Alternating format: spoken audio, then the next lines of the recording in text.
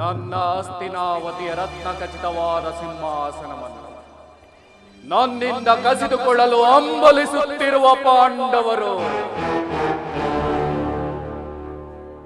ನನ್ನ ಭರತ ಕಂಡ ಸಾಮ್ರಾಜ್ಯವನ್ನು ಇಬ್ಬಾಗ ಮಾಡಲೆತ್ತಿಸಿರುವ ಪಾಂಡವರು ಸಾಧ್ಯವೇ? ಅದು ಸಾಧ್ಯವೇ? ಈ ದುರ್ಯೋಧನನ ದೇಹದಲ್ಲಿ ಕೊನೆಯ ಉಸಿರಿರುವವರೆಗೂ ಅದು ಸಾಧ್ಯವಾಗುವ ಮಾತೆ. ಅಂದು ತುಂಬಿದ ರಾಜಸಭೆಯೊಳಗೆ ಹೆಂಡತಿಯ ಮಾನವನ್ನು ರಕ್ಷಿಸಿಕೊಳ್ಳಲಾಗದ ಆ ಪಾಂಡವರು ಎಂದು ಹಸ್ತಿನಾವತಿಯ ರತ್ನ ಖಚಿತವಾದ ಸಿಂಹಾಸನವನ್ನು ನನ್ನಿಂದ ಕಸಿದುಕೊಳ್ಳುವಷ್ಟು ಧೈರ್ಯ ಉಂಟಾಯಿತೆ.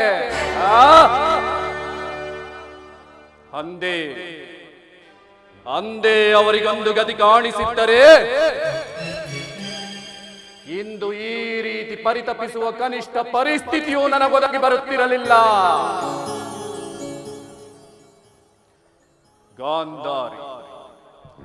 ಗಾಂಧಾರ ದೇವಿಯ ಗರ್ಭ ಸಂಜಾತರಾದ ನಾವು 100 ಜನ ವೀರ ಪುತ್ರರು. ಆದರೆ ಯಕಶ್ಚಿತ್ತ 5 ಜನ ಪಾಂಡುನಂದನರ ಅಟ್ಟಹಾಸವನ್ನು ಮಟ್ಟಾಕದೆ ಹೋದೆವಲ್ಲ. ಎಂತಹ ದುರ್ವಿಧಿ! ಇದೆಂತಹ ದುರ್ವಿಧಿ!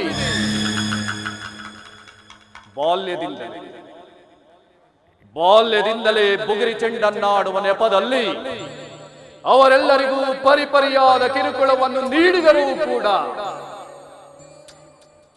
ಯಾವುದೇ ಪ್ರಯೋಜನವಾಗಲಿಲ್ಲ. ವಿಷದ ಕಜ್ಜಾಯವನ್ನು ಉಣಬಡಿಸಿ ಜಲದ ಮೃತ್ಯುಕೂಪಕ್ಕೆ ನೂಕಿದರೂ ಕೂಡ ಅದು ಕೂಡ ಸಹಕಾರಿಯಾಗಲಿಲ್ಲ. ವಾರಣಾಸಿಗೆ ಕಳುಹಿಸಿ ಅಲ್ಲಿ ಅರಗಿನ ಮನೆಗೆ ಕಿಚ್ಚನ್ನು ಒತ್ತಿಸಿ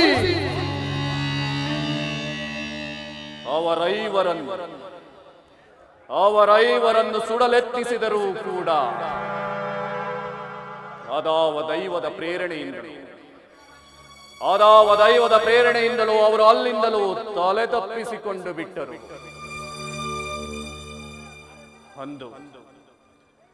ಅಂದು ನನ್ನ ಸೋದರ ಮಾವ ಶಕುನಿಯ ಸಲಹೆಯ ಮೇರೆಗೆ ಆ ಪಾಂಡವರನ್ನು ಕಪಟ ದ್ಯೂತಕ್ಕೆ ಆಹ್ವಾನಿಸಿ ಅದರಲ್ಲವರನ್ನು ಸೋಲಿಸಿ ನಮ್ಮ ಷರತ್ತಿಗೆ ಅನುಗುಣವಾಗಿ ಪತ್ನಿ ಪಾಂಚಾಲಿಯ ಸಮೇತ ವನವಾಸ ಅಜ್ಞಾತವಾಸಕ್ಕೆ ದೂಡಿದರೂ ಕೂಡ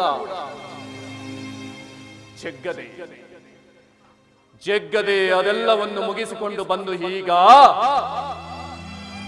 ಅರ್ಧ ರಾಜ್ಯವನ್ನು ಕೇಳಲು ಕೃಷ್ಣನ ಮೊರೆ ಹೋಗಿರುವರಂತೆ. ಹೋಗಲಿ. ಈ ಮೂಲದಿಂದಲೇ ಈ ದುರ್ಯೋಧನನು ಸಾಧಿಸಿಕೊಂಡು ಬಂದಿರುವ ಆಟದ ಛಲವೇನೆಂದು ಆ ಪಾಂಡವರಿಗೆ ತೋರ್ಪಡಿಸುತ್ತೇನೆ. ಈ ದುರ್ಯೋಧನನ ಛಲ ಮತ್ತು ಬಲವನ್ನು ಇಡೀ ಪ್ರಪಂಚಕ್ಕೆ ತೋರಿಸಲು ಸಾಕ್ಷಿಯಾಗಿರುವುದು ಈ ಮುಂದಿನ ಮಹಾಯುದ್ಧ.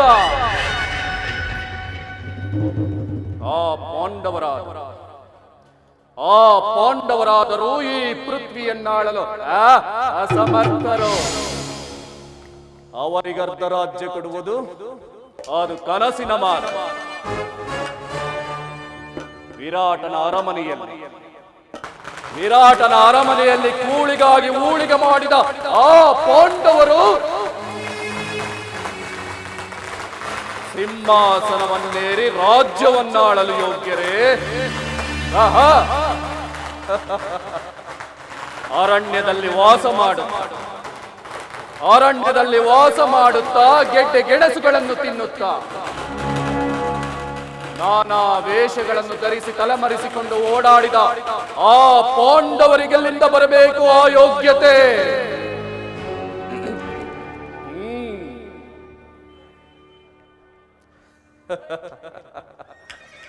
ವಿರಾಟನ ಅರಮನೆಯಲ್ಲಿ ಜನಿವಾರವನ್ನು ಧರಿಸಿ ಪೌರೋಹಿತ್ಯ ಮಾಡಿದ ಆ ಧರ್ಮರಾಯ ಧರ್ಮವೀರುವೆ ಕೈಯಲ್ಲಿ ಸೌಟು ಹಿಡಿದು ವಿರಾಟನ ಭಟ್ಟಂಗಿಯಾಗಿ ಅಡುಗೆ ಮನೆಯಲ್ಲಿ ಕೆಲಸ ಮಾಡಿದ ಆ ಹೊಟ್ಟೆ ಬಾಳಕ ಬಂಡ ಭೀಮ ರೌದ್ರಾಂಶ ಸಂಭೂತನೆ. ಇನ್ನು ಪಾರ್ಥ ಫಲ್ಗುಣ ಗಾಂಡೀವಿ ಬೃಹನ್ನಳೆ ವೇಷವನ್ನು ಧರಿಸಿ ಕಾಲಿಗೆ ಗೆಜ್ಜೆಯನ್ನು ಕಟ್ಟಿಕೊಂಡು ತಕತೈ ಎಂದು ನಾಟ್ಯ ಕಲಿಸಿದ ನಪಂಸಕ ಲೋಕೈಕ ವೀರನೇ.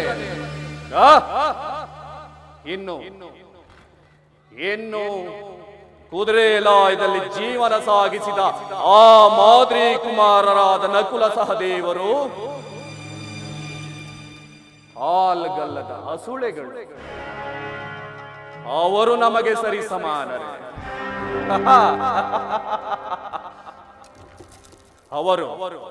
ಅವರು ನಮ್ಮಂತಹ ಗಂಡುಗಲಿಗಳೇ ಆಗಿದ್ದರೆ ರಣಾಂಗಣದಲ್ಲಿ ನಮ್ಮೊಂದಿಗೆ ಹೋರಾಡಿ ರಾಜ್ಯವನ್ನು ಪಡೆಯಲಿ.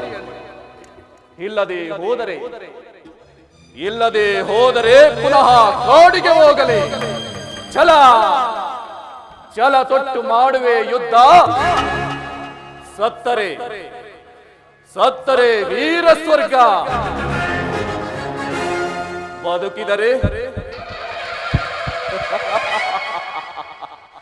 ಬದುಕಿದರೆ ಅಖಂಡ ಸಾಮ್ರಾಜ್ಯ. ಅದಕ್ಕಾಗಿ ನನ್ನ ಪ್ರಯಾಣ ದ್ವಾರಕಾ ನಗರದತ್ತ.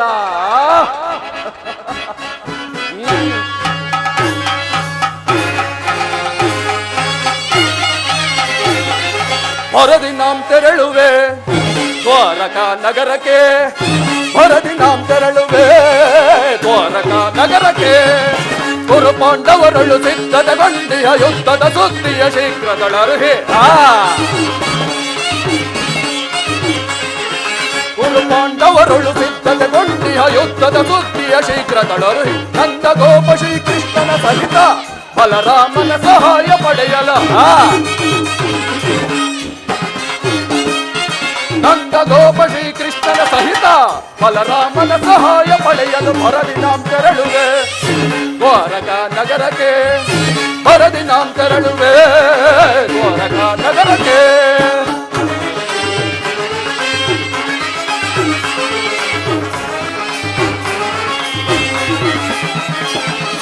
ಪದಮ ಭೀಮನ ಒಲಿಸಲು ವಿಧ ವಿಧ ಪ್ರಯೋಗವೆಸಗಿದರು. ಓದಮ ಭೀಮನ ಒಲಿಸಲು ವಿಧ ವಿಧ ಪ್ರಯೋಗವೆಸಗಿದರು. ಮನವನು ಎದೆಗೆಡದೆ ಓದಕರಿಯನ್ವಯ ಗೊಂಬಿಹರು.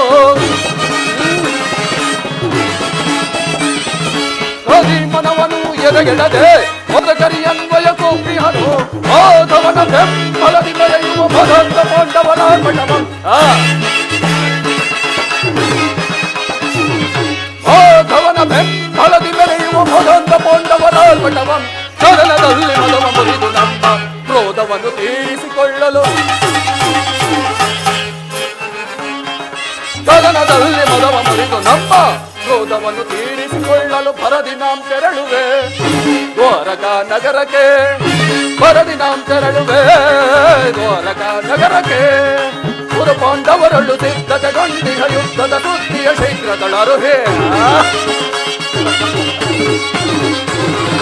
ಕುರು ಪಾಂಡವರಳು ಸಿದ್ಧತೆಗೊಂಡಿಯ ಯುದ್ಧದ ಸುದ್ದಿಯ ಶೀಘ್ರದಳರುಹೆ. ನಂದ ಗೋಪ ಶ್ರೀಕೃಷ್ಣನ ಸಹಿತ ಬಲರಾಮನ ಸಹಾಯ ಪಡೆಯಲು. ನಂದ ಗೋಪ ಶ್ರೀಕೃಷ್ಣನ ಸಹಿತ ಬಲರಾಮನ ಸಹಾಯ ಪಡೆಯಲು ಹೊರದಿ ನಾಂ ತೆರಳುವೆ ದ್ವಾರಕಾ ನಗರಕ್ಕೆ. ಹೊರದಿ ನಾಂ ತೆರಳುವೆ ದ್ವಾರಕಾ ನಗರಕ್ಕೆ.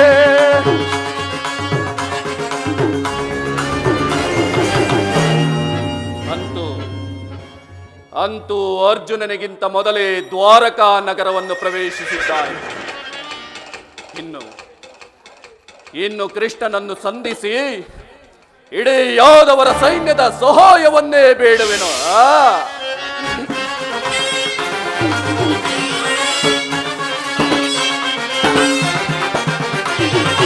ಯಾದವರ ಜನ ಸೈನ್ಯವು ದೊರೆತರೆ ಸುಲಭದೆ ಮಣಿಸುವ ಶತ್ರುಗಳ.